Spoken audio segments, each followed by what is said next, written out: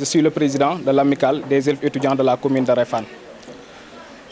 Avant tout, nous vous disons soyez les bienvenus à l'enceinte de cet appartement qui est notre siège social.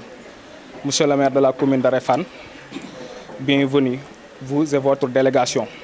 Nous souhaitons aussi la bienvenue à nos présidents et représentants d'amicale ici présents, à l'occurrence le président de l'amicale des étudiants de Kër Sambakan, M. Fallou Nayel et sa délégation, le président de l'amicale des étudiants de Kaba, à travers Modou Fall, notre grand PSS, M. Bassirou Tine, le PSS de la faculté des lettres et sciences humaines et sa délégation, M. Djibril Ndour Mam Thierno, bienvenue. Bienvenue aussi à l'ensemble de nos camarades étudiants qui sont ici présents. Monsieur le maire de la commune de Réfane, vous nous avez honorés encore une fois, car aujourd'hui, si nous sommes réunis aujourd'hui, c'est grâce à l'occasion de cette ndogu de retrouvailles qui est devenue une coutume pour l'amicale, mais quelque chose de très intéressant pour les étudiants, car il va nous permettre de se retrouver entre camarades étudiants et étudiantes, entre camarades représentants d'amicale et représentants d'amicale, dans le but de mieux dialoguer, de partager et de s'échanger entre nous. Donc merci beaucoup encore une fois. Nous ne pouvons pas vous remercier assez parce que vous nous honorez chaque jour à travers vos présences, vos aides financières, matérielles et morales. À chaque fois qu'on a besoin de vous, vous êtes présents à nos côtés. Merci beaucoup encore une fois. Aujourd'hui, personne n'a doute que vous êtes un soldat fort pour l'éducation. Parce que vous-même, vous êtes conscient de votre compétence et votre amour envers la commune de Réfane. Nous aussi, ici présents, en tant qu'étudiants, nous sommes conscients de cela. Mais ce qui est plus important, vous êtes conscients que nous sommes conscients de cela. Et vous n'avez jamais cessé de le démontrer. Donc merci beaucoup infiniment. Nous vous remercions au fond du cœur. Les mots me manquent pour vous remercier, monsieur le maire. Merci beaucoup. Nos remerciements vont aussi à l'endroit de notre PSS, M. Bassirou Tine, ici présent. Il est une fierté pour la commune de Réfane. Parce que, ne serait-ce qu'il se glorifie de Réfane, à l'endroit de l'espace universitaire, c'est quelque chose à saluer. Ce qu'il a réussi, il l'a réussi seul. Parce que le chemin était si long. Il a traversé des moments difficiles. Il a aventuré dans un terrain assez glissé pour pouvoir arriver à tout cela. Et alors, lorsqu'il est arrivé au sommet, il est revenu parmi les Réfanois, partager ses biens avec ses camarades Réfanois. Donc, M. Bassirou Tine, à travers mon nom, l'AER vous remercie vivement. Merci beaucoup. Je remercie également les présidents et représentants d'amicale parce que ils nous montrent toujours leur engagement et leur détermination par rapport à notre collaboration. C'est à travers les relations que nous tissons aujourd'hui. Ces relations vont nous servir demain. Parce que si les locomotives du Sénégal d'aujourd'hui, s'ils nous lèguent un Sénégal de notre rêve, nous devons faire tout, se décarcasser, donner de corps en âme pour léguer à nos petits-fils un Sénégal de leur rêve.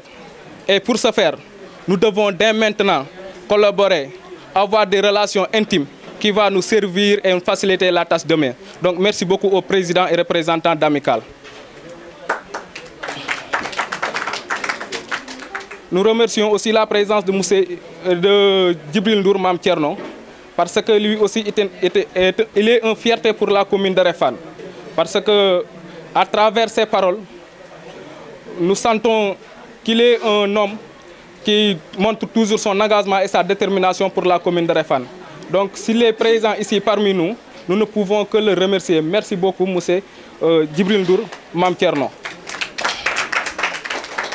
Nous remercions également l'ensemble des étudiants ici présents, mais à l'occurrence, le bureau de l'AER, les soldats forts, les combattants, monsieur le maire.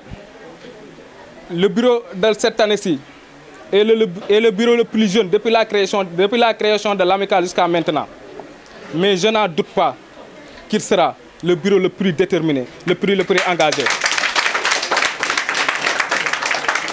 Parce que l'ensemble des étudiants qui composent le bureau ne sont que des étudiants du premier cycle. Et la majeure partie d'entre eux sont des étudiants du deuxième année. Il n'y a que 3 étudiants en master. C'est quelque chose à saluer. Parce qu'à chaque fois, ils laissent leur cours. Ils se décarcassent du jour au lendemain pour la bonne démarche de l'amicale.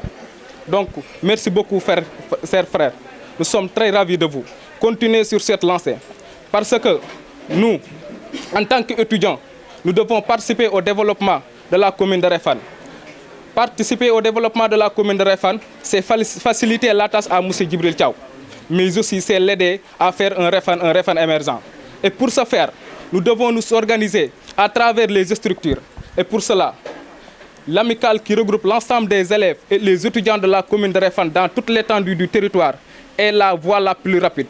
Parce qu'il est la seule structure légale et légitime qui défend l'intérêt matériel et moral de tous les étudiants dans l'étendue du territoire. Donc, chers étudiants, dès maintenant, attachons les ceintures et marchons vers l'émergence de la commune de Réfane. Nous ne devons plus baisser les bras. Nous devons rendre la monnaie à Réfane. Parce qu'une subvention qui tourne autour de 4 millions, c'est quelque chose à saluer. Réfane n'a pas de ressources. S'il nous donne les 4 millions pour les étudiants, donc nous les étudiants, nous devons rendre César ce qui appartient à César. Et pour le faire, nous devons nous organiser, travailler de corps en âme pour réussir. Parce que M. le maire qui fait ça ne veut que notre réussite. Donc, chers camarades, frères et sœurs, nous devons agir pour le développement de la commune de Réfane. S'il vous plaît, unissons nos forces et marchons vers l'émergence de la commune de Réfane. Je remercie l'ensemble des étudiants ici présents, mais je remercie nos grands frères, nos aînés, qui nous accompagnent toujours. Je veux nommer M. Ousseynou Yad. Il est toujours présent à nos côtés. M. Amarindour.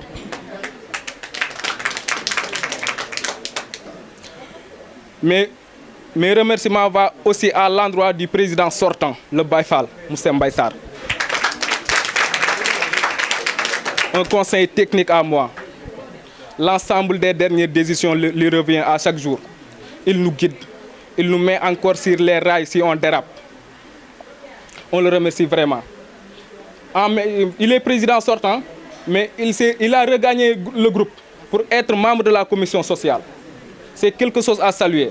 Donc, chers étudiants, s'il vous plaît, regagnez l'amicale. Travaillons pour Réfane. Car travailler pour Réfane, c'est travailler pour l'amicale. Travailler pour l'amicale, c'est honorer Réfane. Honorer Réfane, c'est s'honorer soi-même. Merci beaucoup. Monsieur le préfet, Modou Gana Thiaw, monsieur l'adjoint au maire, Ibrahim Ndiaye, inspecteur Saliou Yad, mon frère et ami, le conseiller Doudou Dieye, Alioune Badara Diouf de Réumao, que vous le connaissez certainement, un de mes meilleurs conseillers, hein?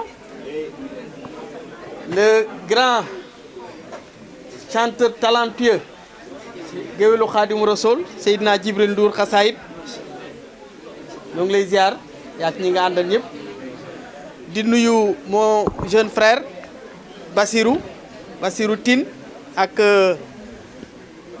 Babacar. Lui aussi, merci Babacar. À chaque fois que je vois Bassirou, tu es à ses côtés. Ça, c'est de la fidélité. Yalla na leen Yalla sàmmal seen ànd bi. Sama doom Abdou Diop ak attention sama délégation bi rek da ngeen di fàtte lim Woli Ngom ak Soxna Faye ah bu leen ci délégation bi la ak caatu APR sama jarbaat Ami Dione ak sama jarbaat Aliou Ñing ñoom aussi ñi ñëw gunge ñu. Président maa ngi lay nuyu. Vraiment c'est avec beaucoup de fierté que je me retrouve encore parmi vous, avec beaucoup de fierté. Ginnaaw bi bien sûr bi ma rafetloo ñi fi jël kàddu yëpp président ñoo ngi rafetlu sa kàddu EG bravo hein. Ibrahima Diouf bi fi représenté étudiant Bambey yi Fallou Nawel bi nga xam ne aussi moo fi représenté woon mooy président amical Kër Samba Kane. Modou Fall moom dama koy beral nuyoo parce que ñoom ñooy samay goro waa Kaba ñooy samay goro.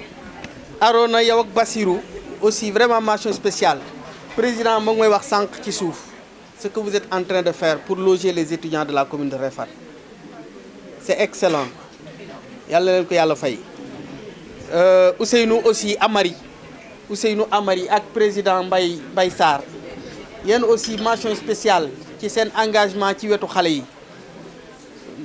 wax nañu ko les plus anciens bu ñu lâcher les plus jeunes nañu nek à leur côté ci même élan de remerciement bobu ci lay dugal Modou Ndiama Faye il n'est pas là aujourd'hui peut-être militaire la amna yu bari manatu ko mais lima wóor moy xolam ak xalaatam mu ngi fi gisuma président bu ko gëna engagé même engagement ma gissone ci Sarr Mbaye engagement bima giss ci Aliou Diouf même engagement bobu ak détermination bobu mu ngi won ci Modou Ndiama Faye ak la présidente Aïssatou bien sûr hein donc vraiment mention spéciale à vous Serigne Saliou bravo et bon courage Mam Touti aussi vraiment nga may ma ngeen may ma tamit vraiment ma sœur là ma nuyu ko mom aussi ndax engagement hier j'ai beaucoup pensé à toi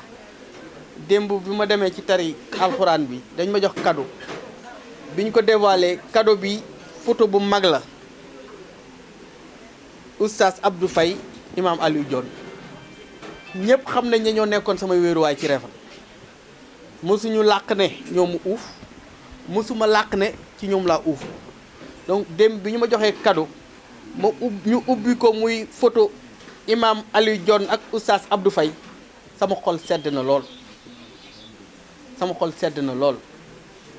xëy na am na yeneen mébét sax yu ma am bu soobee yàlla ñaar ñooñu daal il faut ñu gën leen a jëmmal ma ciy glisser balaa may gën a sori ñëw ci idée activiste bi Djibril Ndour Xasaayid keroog bi mu ko waxee li ma ko wax mooy étudiant bay décider ci mémoire de master am mu ne day bind ci Réfane muy sociologie muy anglais muy histoire muy géographie ak lu mu mën di doon bu sujet bi porté ci Réfane rek na jàpp ne commune bu Réfane amel na ko bourse pour vous encourager à écrire sur Réfane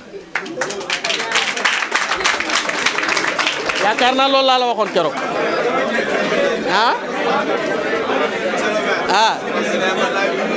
kon commune bu Réfane amel na la bourse waaw mais on va assurer ça Inch'Allah Rabbi. Maintenant quand je dis Réfane je parle du grand Réfane toute la commune ku ci décider bind rek commune bu Réfane amel na la bourse pour vraiment ñu mën comme ni ko Djibril waxee li nga xam ne histoire la li nga xam ne géographie la sociologie lépp loo xam ne gànjar la ci culture te nekk bi Réfane ñu bind ko consigner ko génne ko won ko nit ñi donc loolu day yokk valeur u Réfane donc préfet je prends cet engagement devant le préfet devant l'adjoint au maire devant mes amis et devant l'inspecteur de l'éducation donc loolu président na yaatu Djibril activiste bëgg nga ci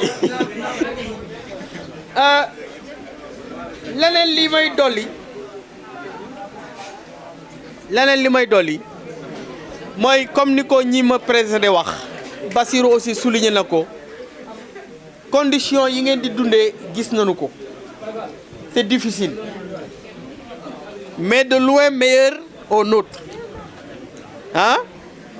mais nañu accroché wu et le fait que ñuy ñëw fii ndogu et que à chaque fois ñu jël engagement yokk subvention bi c'est parce que ça bu ñu ñëwee fii rek am lu ñu yëg ci suñu xol am lu ñu yëg ne war na noo gën a jàpp kon moo tax cette année subvention bi dem na à 4 millions président def nañu engagement bi mu ngi au niveau du trésor foogoon nañ sax ni dina fekk ñu defal leen virement bi mais malheureusement nous avons quelques problèmes techniques c'est pas des problèmes financiers l'argent est là-bas xaalis bu mata nga fa donc balaa moo yàgg du ubbi ngeen compte bancaire bi trésor dina leen virer seen 4 millions incha allahu rabbi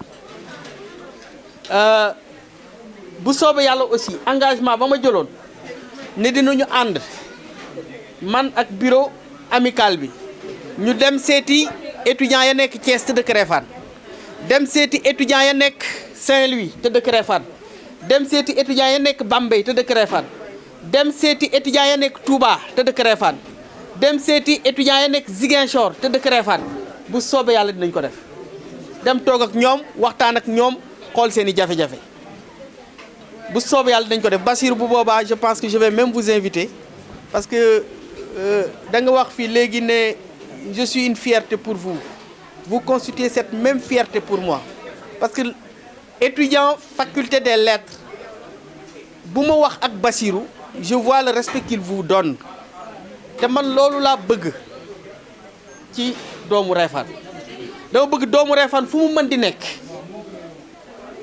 nekk mu wone fa jikko comportement fulla ak fayda ak bëgg boppam bu tax ñépp naw ko loolu heureusement les étudiants de la faculté des lettres vous donnent beaucoup de respect je vous encourage à continuer comme ça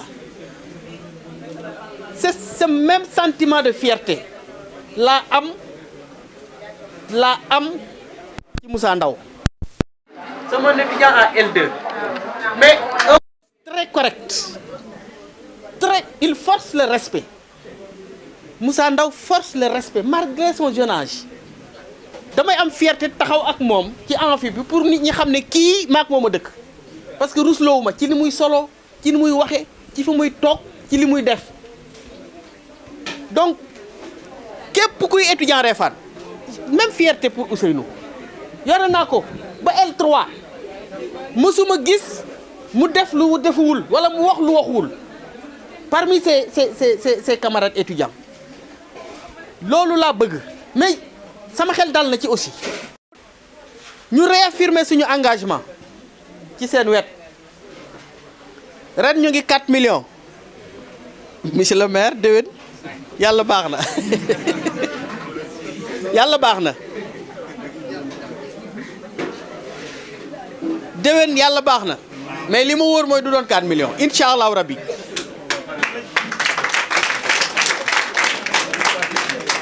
parce que li ñuy wax fii rek moo am Jibril waxaat ko ñii wax nañu ko bu ngeen yàqoo Réfane yàqu bu ngeen baaxee Réfane baax wax naa ko junne yoon bàyyi leen fi ay milliards ngeen donn ko bàyyi leen fi éducation bu ngeen liggéey ay milliards moo ko gën bu ñu leen jàppalee ci seen njàng mii di ngeen yor seen bopp yor Réfane te ñun ñu yor seen bopp yor Réfane la donc la ñuy wër Doudou Dieye mii li mu wax de barki dem dama ko ne téema démissionné parce que j'estime que defuma li ma war lépp mais dama jàpp ne mbir mi c'est une répartition des tâches ok peut-être ñi jàng musique mën nañ ne kenn ku nekk ci musique da ngay am une partition à jouer mais mënuma prétentieux ba jàpp ne man rek maa war a jouer morceau musique bi déedéet kii day yor guitare gi kii yor tama gi kii yor ndënd mi kii yor clavier bi man leen dong laa ci yor je dois juste jouer ma partition keneen ku nekk ci yéen aussi jouer partition donc j'ai juste estimé que peut-être je suis en train de jouer ma partition et que nag est-ce que nag voilà est-ce que donc kenn ku nekk ci yéen na pare pour jouer sa partition parce que man fii ma nekk nii dama jàpp ne comme nee nañu Réfane am na tëli Réfane am na lycée xëy na yàlla dina dogal yoon dina jógee ndàngal ma jaar ndereb ñëw Réfane dem réew maaw dem Touba Toul te ñu ngi liggéey aussi ci centre de santé hôpital ak waa Assad ñoom Daouda Diouf waaw loolu yëpp bu sottee est-ce que nag duñu xool nag ah est-ce que duñu xool nag te non te yàlla xam na ne vous avez des références ñii toog c'est des références Saliou Bouy président Djibril référence préfet est-ce que vous savez pourquoi nous l'appelons préfet? Il a été instituteur, il a réussi à l'ENA, c'est un administrateur civil Et le terme générique pour les administrateurs civils, c'est préfet. C'est une référence. Ça lui y a d'instituteur à inspecteur de l'éducation, en passant par professeur de lycée. Et peut-être très bientôt docteur, Inch'Allah. C'est une référence. Ibrahim Ndiaye, il vous a décrit son parcours. Ainsi de suite. Il y a d'autres références. Hassan Diouf de Réumao est une référence. Abdoulaye Faye est une référence. Cheikh Thiaw Faye est une référence.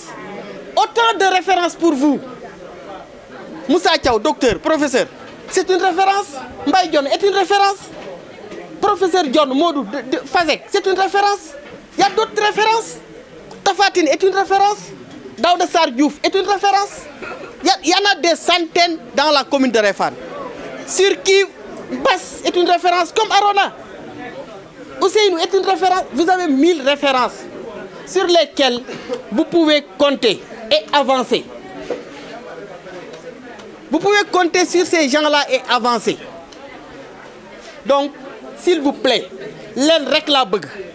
Len dong la bëgg. Tay ben affaire dong la len di ñaan tay. Gëm len ne waa Réfane dara jombu len. Il faut ngeen gëm ko, intégrer ko ci seen xol, intégrer ko ci seen esprit yi. Ngeen dox ci loolu. Ku ngeen fi gis, poste bu ngeen fi gis ci Sénégal, poste bu mu doon. Poste bu mu doon. Bu dee ministre la, bu dee député la, bu dee président de la République la, bu dee Khadim Gueye la. Ak poste bu ngeen gis nit di ko rôle bu nit di jouer tey ci Sénégal. Bu ca seen xel nekkee, liggéey leen dox jëm ca di ngeen ca yegg. Inch'Allah rabbi, gëm leen rek ne di ngeen ca yegg. Il suffit juste de croire que mën ngeen ci yegg, ngeen yegg ci.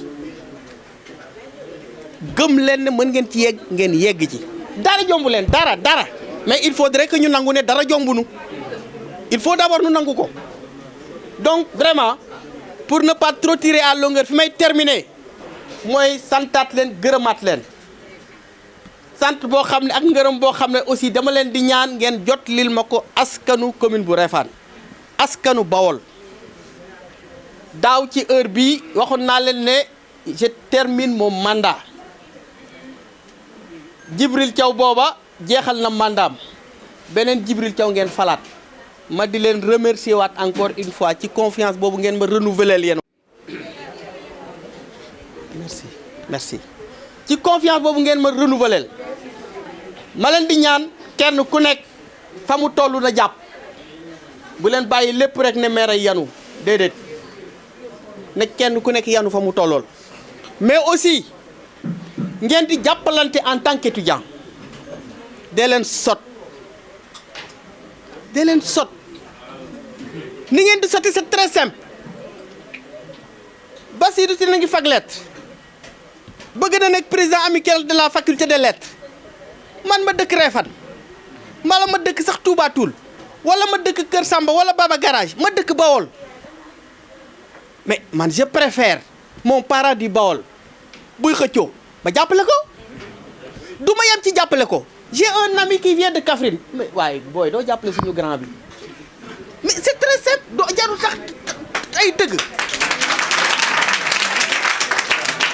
ñi nekk Fazek ils font la même chose pour Arona ñi nekk Fac Science mais qu'ils fassent la même chose pour président s'il en a besoin ou un autre s'il en a besoin mais booy waaye kii xëccoo affaire bi sama grand la ñoo bokk dëkk waaye booy jàppale leen ko waay. C'est très campagne bu soft bu civilisé mu ne la ah bon waaye non grand bu baax mu daa non kooku koy booy nañ ko jàppale comme ça dee leen sot non sot leen bu ngeen nekkee ak seen mbokk bu dóoree benn kurpeñ balaa moo ñaareel yow mosal benn c'est comme ça donc jàppalante leen fonkante soppante lii war a mën a dox seen diggante lànk leen bu mu dox seen diggante mooy peut-être ay divergence politique on s'en fout de la politique mën nañu ko def kii far fee kii far fële mais bu nu dajee xam na noo bokk Réfane xam ne amical bii bu ci doomu Réfane jotee njariñ la ñun ñëpp ñu fàtte suñu bopp jàppale ko muy njariñ.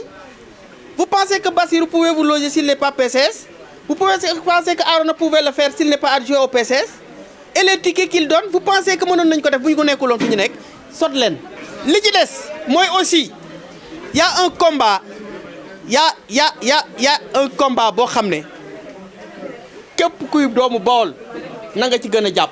C'est vrai que temps yi maa ngi gis ne ça bouge muy vraiment l'affaire Lissa Tine ku am occasion wax ci mbooloo ku am occasion wax ci télé ku am occasion wax ci rajo na nga ko évoqué parce que nag bu yàggee di bourdonné ci noppi Sénégalais yi ñeneen ñu dut ñun waa Bawol dinañ jóg ne lii nag nañ ko réglé te bu ñëpp jógee ne nañ ko réglé yaakaar naa solution dina am kon aussi peut-être ci weeru koor yi nu ñaan yàlla gindi ñu niital nu ko ba ñu gisaat ko ci jàmm ak salaam mu ñëw ak ki wér dellu si ci ñun barke Seydina Mohamed barke weeru koor wi kon di leen jox rendez-vous mais remercier aussi la presse remercier la presse di déwén ak jàmm ak salaam yàlla bu kenn manqué yàlla na yéen ñëpp ngeen jàll en classe supérieure vraiment kenn ku nekk li nga fi wuti daal yàlla nañu ko yàlla defal barke Seydina Mohamed barke weeru koor wi ñoo ngi santaat ñëpp gërëmaat ñëpp nous sommes là pour vous asalaamaaleykum wa rahmatullah